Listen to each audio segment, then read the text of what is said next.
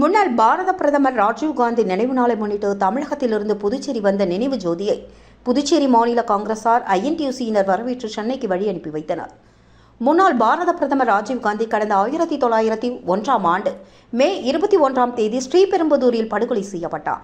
அதன் நினைவாக ஆண்டுதோறும் கர்நாடக மாநிலத்திலிருந்து ஐஎன்டியூசி சார்பில் பெங்களூருவில் இருந்து தமிழகத்தின் பல்வேறு பகுதிகள் புதுச்சேரி வழியாக நினைவு ஜோதி ஸ்ரீபெரும்புதூருக்கு கொண்டு செல்லப்பட்டு வருவது வழக்கமாக இருந்தது.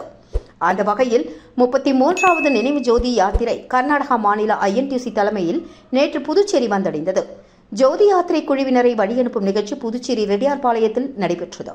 ஐஎன்டியூசி மாநில தலைவர் பாலாஜி தலைமை தாங்க இந்த நிகழ்வில் பாராளுமன்ற உறுப்பினரும் காங்கிரஸ் கட்சி தலைவருமான வைத்திலிங்கம், முன்னாள் முதல்வர் நாராயணசாமி, சட்டமன்ற உறுப்பினர் வைத்தியநாதன், முன்னாள் அரசு கொறடா அனந்தராமன், முன்னாள் அமைச்சர் கந்தசாமி மற்றும் கட்சி நிர்வாகிகள் பலர் கலந்து கொண்டு ஜோதி யாத்திரையை வழியனுப்பி வைத்தனர். இதனை அடுத்து நினைவு ஜோதி சென்னை வழியாக நாளை ஸ்ரீபெரும்புதூரை சென்றடைகிறது என்பது குறிப்பிடத்தக்கது.